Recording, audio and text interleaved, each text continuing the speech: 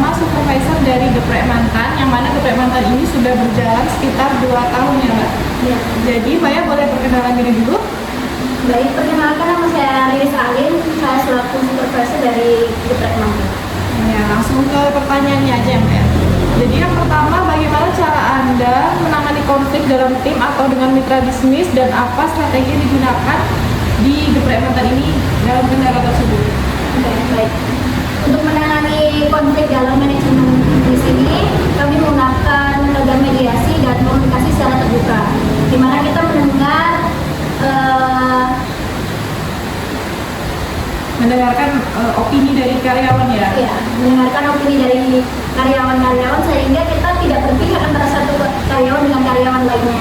Oke, untuk pertanyaan selanjutnya, bagaimana proses pengambilan keputusan Anda selaku supervisor dalam situasi kritis yang mempengaruhi bisnis Anda?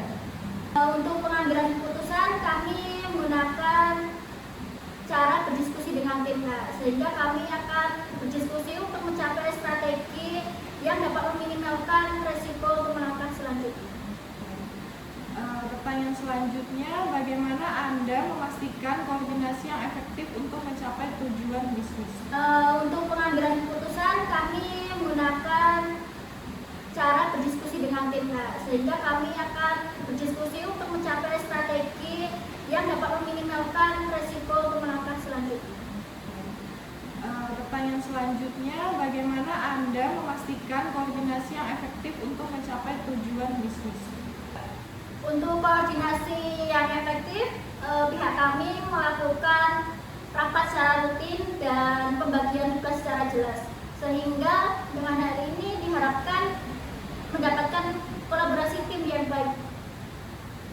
Selanjutnya, apa bentuk laporan yang Anda gunakan untuk memantau dan melaporkan kinerja organisasi?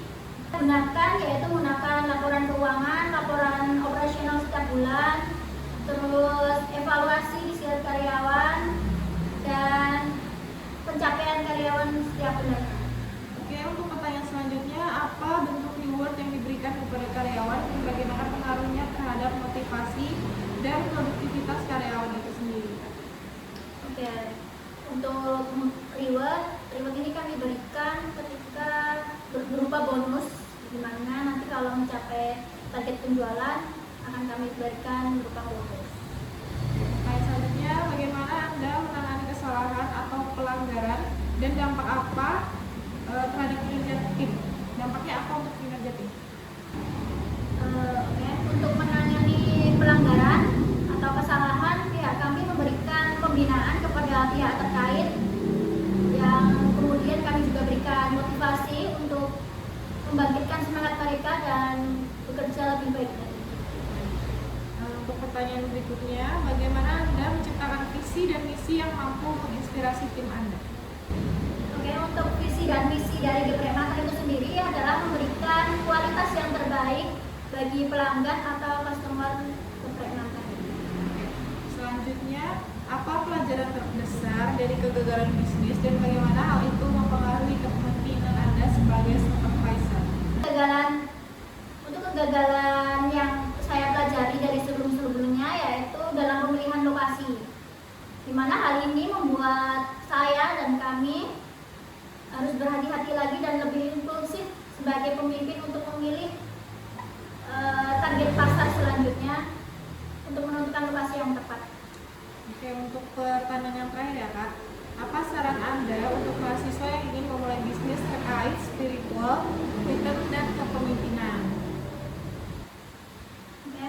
Untuk saran bagi mahasiswa, jadilah pemimpin yang mendengar dan jangan takut gagal, karena gagal merupakan proses sebuah pembelajaran untuk menuju kesuksesan. Dari saya. Ya, untuk hari ini mungkin itu saja. Dari tadi ada beberapa tips ya dari supervisor dari Geprek Mantan sendiri. Jadi mungkin tips-tips ini bisa berguna untuk para mahasiswa yang ingin nih memulai bisnis sendiri. Jadi untuk hari ini mungkin itu saja untuk Kak Riris sebagai supervisor dari Geprek Mantan. Terima kasih untuk waktunya dan pembelajarannya. Saya tutup. Terima kasih. Wassalamualaikum warahmatullahi wabarakatuh.